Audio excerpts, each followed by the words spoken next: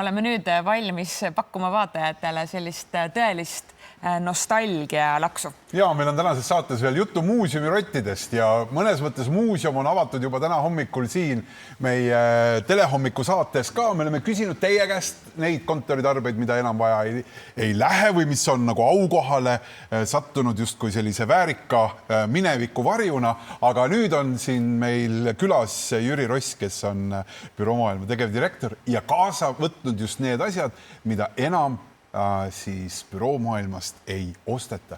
Jüri, millal viimati rehnutit sellise masinaga tegite? Ega meie ei teinudki.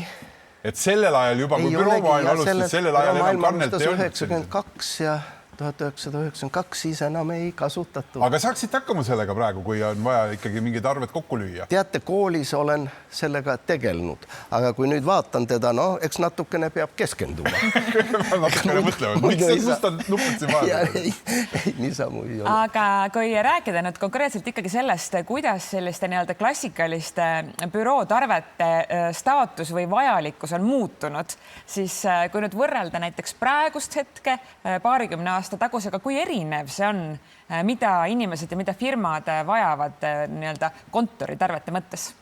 Võt, siin ongi see lugu, et kõige rohkem, mis nüüd, kõige suurem konkurent kontoritarvetele, teate, mis on? Mobla, mobiiltelefonid, uus generatsioon enam ei trükki midagi pabereid ja ei registraatoritesse ei pane. Ei prindi välja, ei pane kuskil, ei tea augurauaga auke sisse. Ei tea, isegi mõnele on, mis asi on auguraud? Ja. Mis asi see on?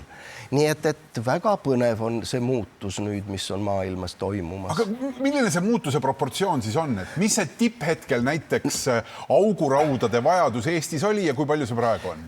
Vaat auguraudade kohta mul ei ole numbrit, aga mul on number koopiapaberi kohta ja registraatorite kohta. Koopiapaberit kunagi me müüsime 1400 tonni aastas. 1400 tonni aastas? 1400 tonni, mõelge, kui te jagate seda 30 tonniga, mida rekka toob, siis mitu rekkat siis oli. Aga nüüd on niimoodi, et nüüd müüme vaevaliselt 400. Nii et 300% ja kordades vähem. Rääkimata siis ilmselt ka registraatoritest. Rääkimata registraatoritest, mis oli ikka inimesed siis trükkisid ja panid registraatorite vahele oma tööd ja lepingud ja kõiki muud. Siis registraatorite rekkad tulid meile 1 rekka kuus ja nüüd tuleb 2 rekkat aastas. No ikkagi ka täiesti selgelt suur. 6-kordne vahe. Kui sageli tuleb ette see Büroo Maailmas, et inimesed ei saa aru enam, mis asi see on või mille jaoks seda vaja on. Ma kujutan ette, et ega fakse teil enam seal ju müügisaalis väljas polegi. Jah, see faks, mida ma tõin, see on meil muuseumis seal. Meil on väike muuseum tehtud seal Büroo Maailmas ja siis me hoiame neid asju seal. Aga mõned asjad on ikkagi sellised, ma vaatan, et see faksipaber on ju, seda võiks ju ära müüa laias laastus, et ta on ei kasutata enam täiesti null. Seadmetega ka see asi on nii palju. Näiteks grafoprojektorid vanasti olid koolides, ülikoolides, kui te tuletate meelde. Ja siis olid see lüümikud, mis te panite sinna peale ja enam ei ole. Ja nüüd on Kas selliseid nii-öelda siis templeid, millega saab dokumentidele mingisuguseid olulisi sõnumeid alla lisada, kas neid ikka läheb? Kuhu sa paned siis mobiili peale ekraanile, sa ei löö ju sinna? Digiallkiri. Et see on samuti see samamoodi, jah, see on fantastiline. Tegelikult neid veel kasutatakse, teate millal? Siis kui valimised käivad. Ja, siis tellitakse ja riik tellib. Mapiga, et on tehtud. Aga mulle tundub, et me äkki saame siin korraldada ka väikse selle mängu, Romi, et need asjad sa, ma arvan, tunned ära, eks ju? Kas sa seda vist ei ole kasutanud? Ma julgen pakkuda enam-vähem. Oma kätega ma mäletan ikkagi seda formaati, mis on see klassikaline flopi. Kusjuures ma nüüd siit pealt ei jõudnud lugeda, aga see, kui palju või kui vähe siia läheb andmeid või mis selle andme 1,44 megabaitti. See on siis nagu vähem kui üks foto, mida ma praegu... Aga see teine must, mis oli varem enne seda, see on 700 kilo. Nii, aga Romi, see ei ole nüüd juhus praegu. Mis asi see on?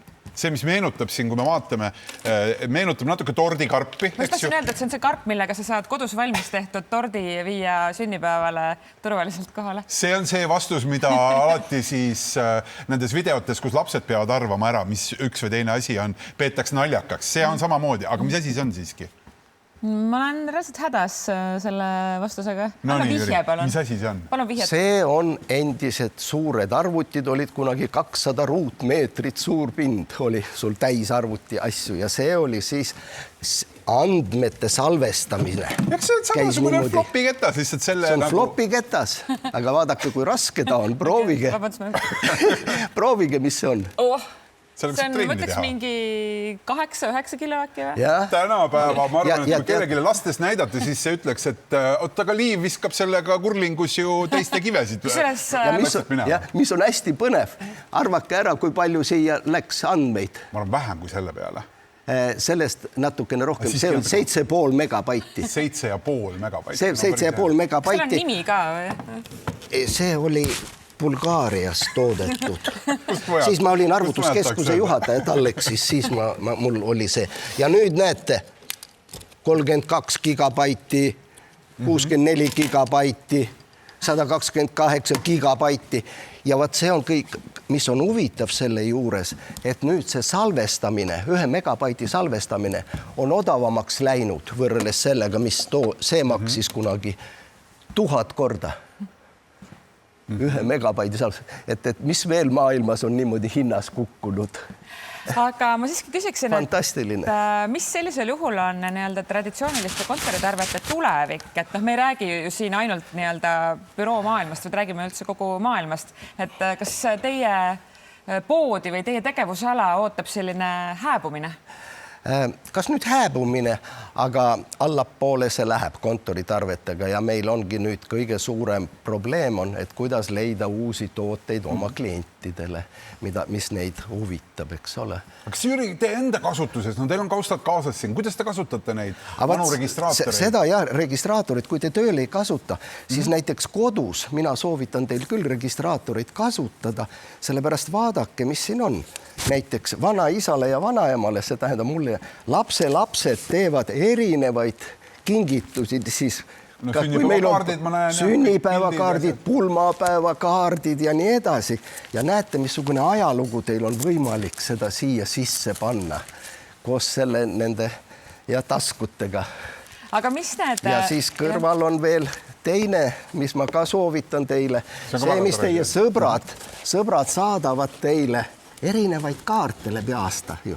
Ja vaadake, kui põnevad need on. 74 ma näen. Tuttavad disainid. No siin on väga põnevaid kaarte. Aga ma lõpetuseks ikkagi küsiksin selle, mis tuleviku kohta ka, et te ütlete, et te otsite või proovite otsida uusi tooteid, mida siis müüa. Kas ma saan aru, et büroo maailma nii-öelda tuleviku võti on siis müüa kohvijube kontorisse?